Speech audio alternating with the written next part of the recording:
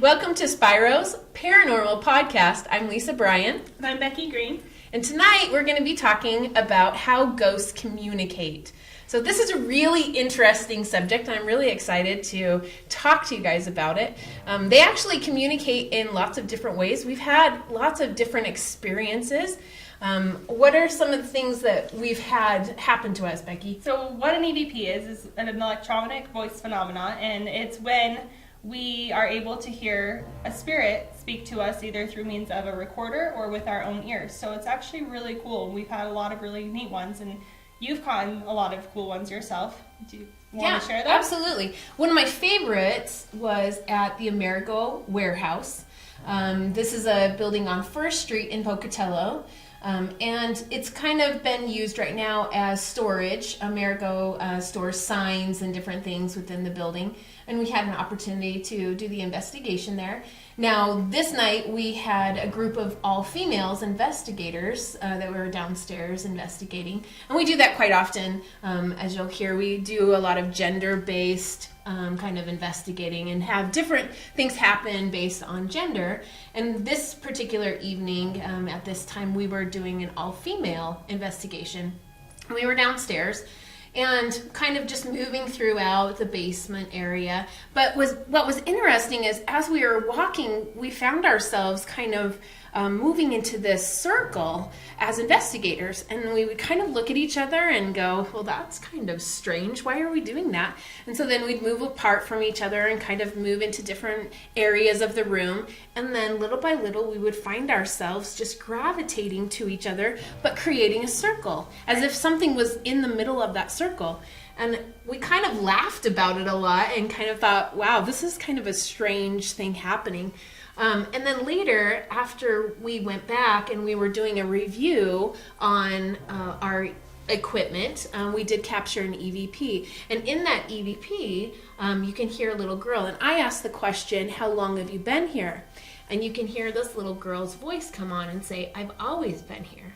And I remember when it happened, the hair on the back of my neck stood up and I thought, oh my goodness. Right. And it was really an amazing thing. How long have you been here?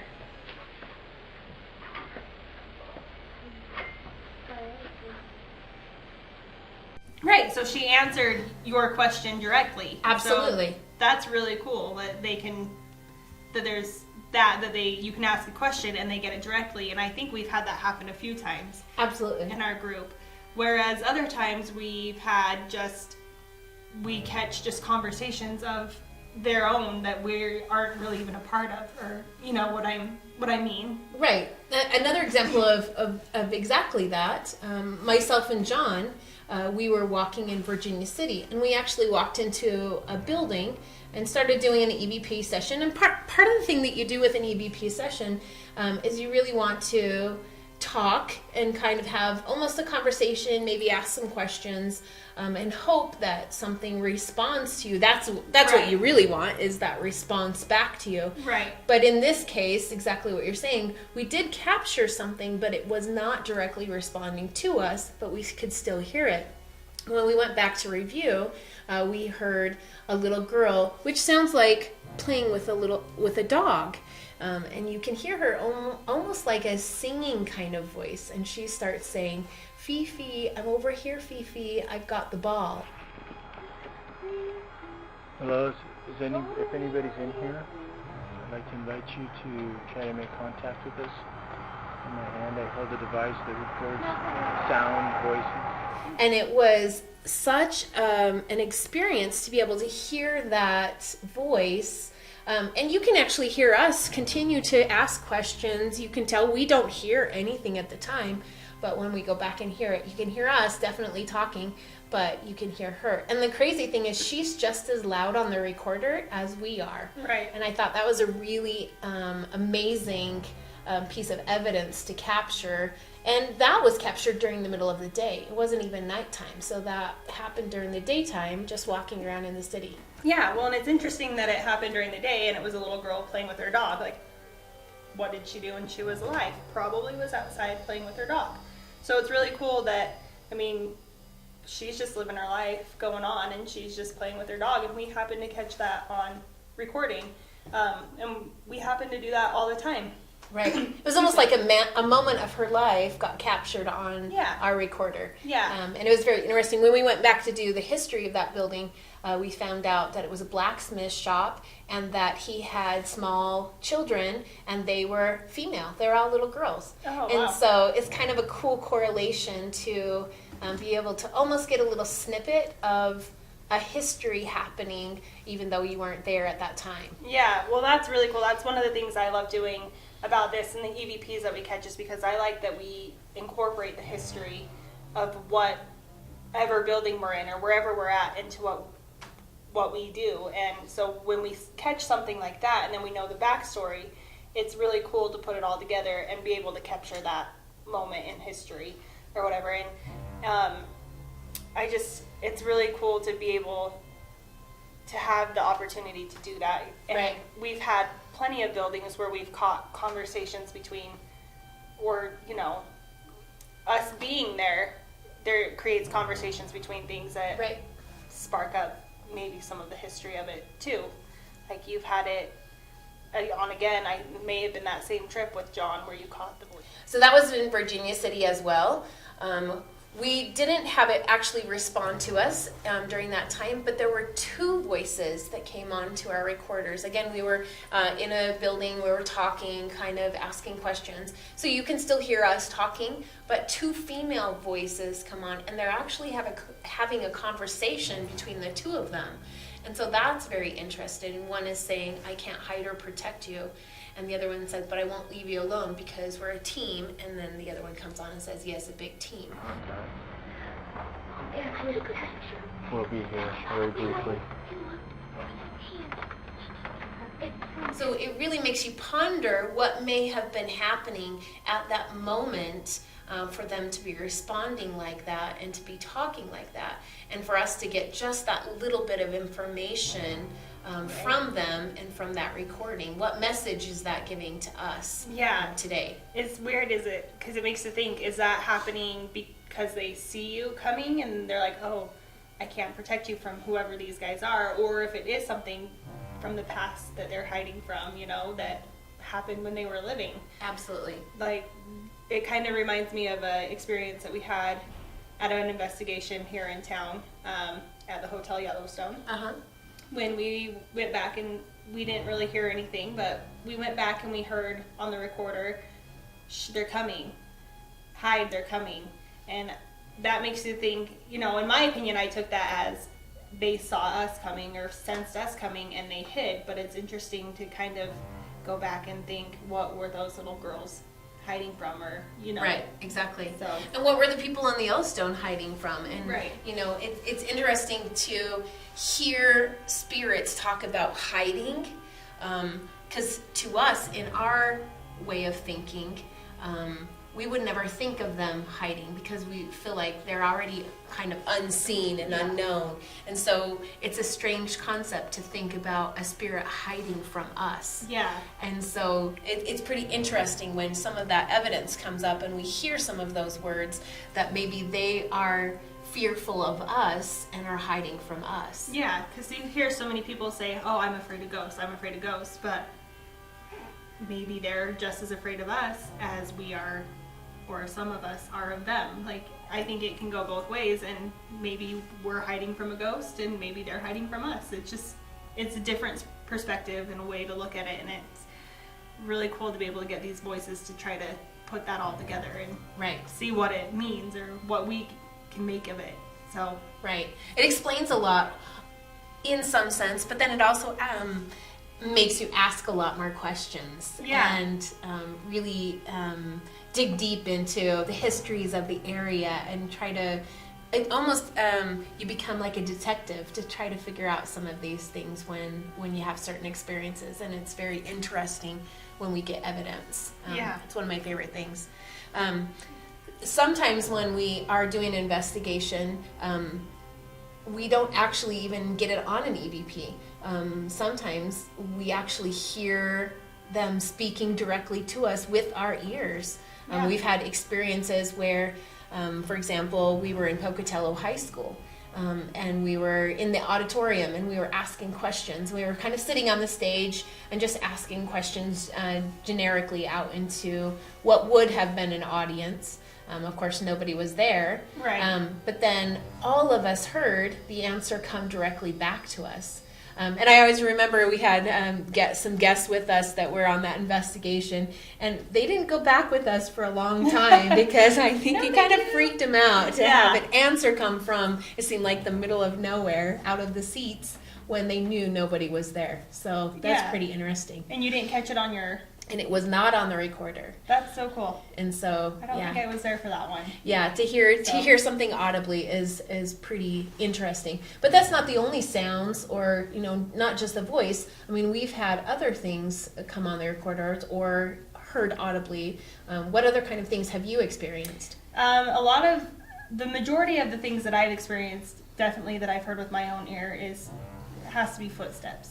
There is a lot of times that we have been standing completely still and we'll hear footsteps above us or below us or in the same room or just down the hall, and they can be very loud, and sometimes we don't catch those on any of our equipment either. Sometimes we're lucky enough to catch them, but other times we just hear them with our own ears, and it's multiple people who hear them, but we don't catch any of it or anything. And it's crazy because we'll go search to make sure that there's nobody else in the building, or to verify that what we're hearing is not created by someone who we don't know is in there. Right. That's a funny thing that you said, because I've had that experience where I think I've even called you and said, hey, we're over here, and then waited for somebody to come around the corner, and then there's nobody there, and you're like, I'm right behind you. Like, where are you? Yeah, I don't even know. You've called me, and I'm like, I'm not even in that building, or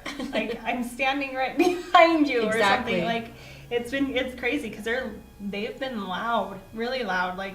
There was one time that we, once again, were in the Yellowstone Hotel, and we were downstairs getting some stuff set up, and we knew the doors were locked, and we heard footsteps walk across the floor so loud that we all just stopped. Right. And then we heard them again, and we ran upstairs because we're like, maybe the door isn't locked, maybe somebody did get in here. There was absolutely nobody in there. Right. Nobody in there, and it was really cool of us. It was cool because 3 of us heard it, and 3 of us were able to verify that nobody else was in that building. So that was really cool.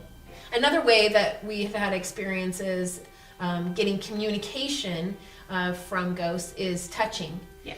We have both had different experiences with that. One of the most profound experiences that I ever had was in the basement of the Monarch building. And myself and another investigator were kind of sitting down on the floor, and we were having a conversation, kind of doing an EVP session, hoping to get something. And as we were sitting there, this large spider from out of nowhere, I swear it was like this spider from, it just appeared, a ghost spider, kind of started crawling towards us. And I kind of bumped her, and we were shining our light on. I was like, oh my gosh, look at this gigantic spider. And so we stood up, but we were in the middle of this room in the basement, and there was nothing around us. So there was no way that the spider could have gotten away without us seeing it. But as we stood up, the spider was gone.